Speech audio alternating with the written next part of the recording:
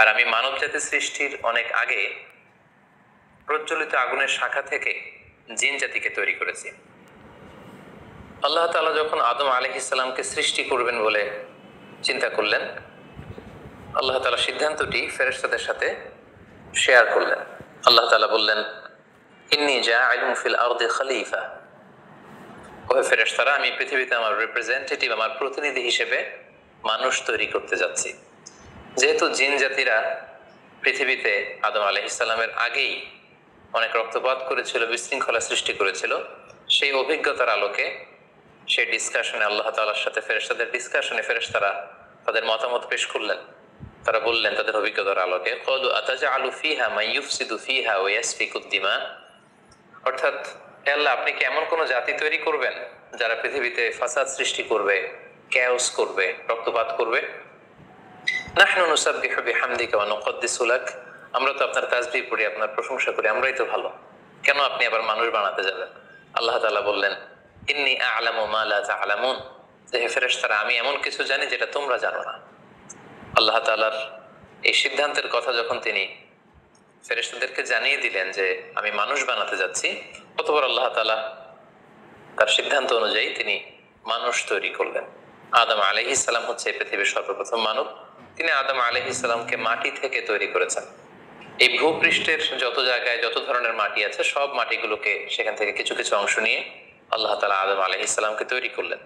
আল্লাহ তাআলা ইরশাদ করছেন, ইন্নী খালিকুম বাশারাম মিন তিন, নিশ্চয় আমি মানব জাতিকে মাটি থেকে তৈরি করেছি।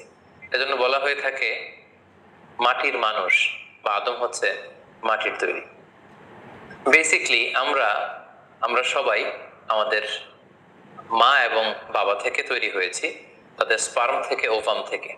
যেহেতু মানুষের এই বীর্য বা স্পার্মটি আমাদের খাবার দাবারের একটা শক্তি রস বা নির্যাস, এবং আমাদের খাবার দাবার ফলমূল এগুলো আসে বেসিকলি মাটি থেকে, সেই দিকে ইঙ্গিত করে আমাদেরকে বলা হয় যে আমরাও হচ্ছি মাটির তৈরি।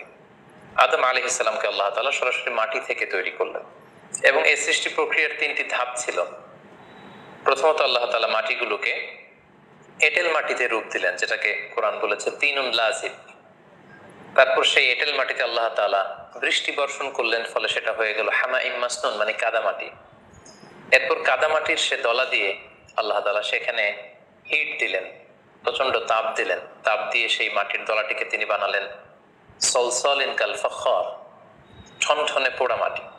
এবং সেই ঠনঠনে পোড়া মাটির যে কাঠামো, আল্লাহ তাআলা আদম আলাইহিস সালামের স্ট্রাকচার দিলেন, কাঠামো দিলেন, এবং সেই কাঠামোর ভেতরে আল্লাহ তাআলা রূহের ফুৎকার দিলেন। আল্লাহ বললেন, ফাইযা সাওয়াইতুহু ওয়া নাফাখতু ফীহি মির রূহি, যখন আমি আদমকে তৈরি করলাম তখন then I breathed into him my spirit, আমি তার ভেতরে আমার রূহের ফুৎকার দিলাম।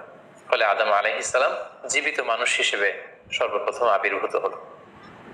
আমরা যদি সহিহ বুখারীর দিকে তাকাই, তাহলে দেখব যে সহিহ বুখারীতে সাইয়েদনা আদম আলাইহিস সালামকে যখন আল্লাহ তাআলা তার আকৃতি দিয়েছেন, অবয়ব দিয়েছিলেন, তার হাইট কত ছিল, কত লম্বা তিনি ছিলেন, সে ব্যাপারে সহিহ বুখারীতে এসেছে ওয়াকানা তুলহু সিত্তুনা যিরাআন, 60 বিঘত তিনি লম্বা ছিলেন। আমাদের হাতের এই কনুই থেকে আঙ্গুল পর্যন্ত এই জায়গাটিকে বলা হয় 1 বিঘত। সেই হিসেবে তিনি ছিলেন 60 বিঘত লম্বা, 60 কিউবিট। এবং সহিহ মুসলিমের একটি বর্ণনা থেকে আমরা জানতে পারি জুমার দিন আল্লাহ তাআলা আদম আলাইহিস সালামকে তৈরি করেছিলেন। ইয়াউমুল জুমআতি ফীহি খুলিকা আদম, জুমার দিনে আল্লাহ তাআলা আদম আলাইহিস সালামের সৃষ্টি প্রক্রিয়া এটাকে তিনি সম্পন্ন করেছেন। আদম আলাইহিস সালামকে তৈরি করার পরে আল্লাহ তাআলা ফেরেশতাদেরকে এবং আদম আলাইহিস সালামকে একসাথে করে একটি মক টেস্ট নিলেন। সেখানে আল্লাহ তাআলা তাদের সবাইকে কিছু শব্দের নাম শিক্ষা দিলেন, এবং আদম আলাইহিস সালামকে ফেরেশতাদের সামনে এনে ফেরেশতাদেরকে আল্লাহ তাআলা বললেন যে এগুলোর নাম যদি তোমরা আমাকে বলতে পারো তাহলে বলো। আল্লাহ তাআলা বললেন, আম্বিউনি বিআসমাই হাউলাই ইন কুনতুম সাদিকিন। ফেরেশতাদেরকে প্রথমে প্রশ্ন করা হলো, বলো তো এগুলোর নাম কি? ফেরেশতারা উত্তর করতে পারলেন না।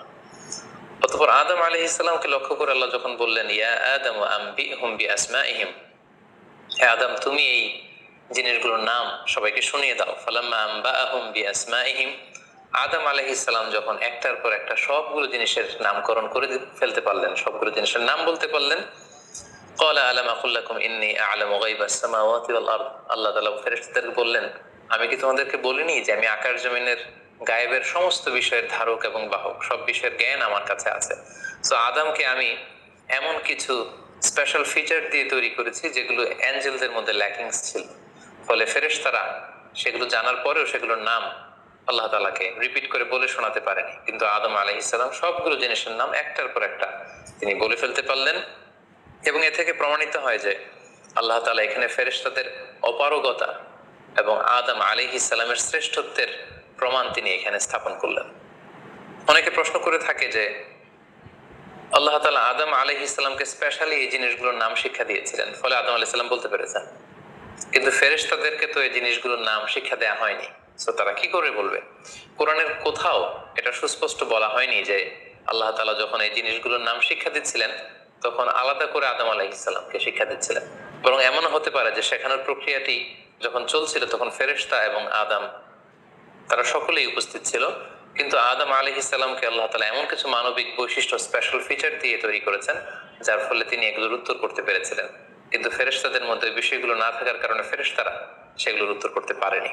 ফেরেশতাদের সামনে আদম আলাইহিস সালামের শ্রেষ্ঠত্বের প্রমাণ হওয়ার পরে আল্লাহ তাআলা সকল ফেরেশতাদেরকে আদেশ করলেন যে তোমরা আদম আলাইহিস সালামকে একটা সম্মান সূচক সেজদা দাও, যেটাকে অনারারি প্রস্ট্রেশন বলে।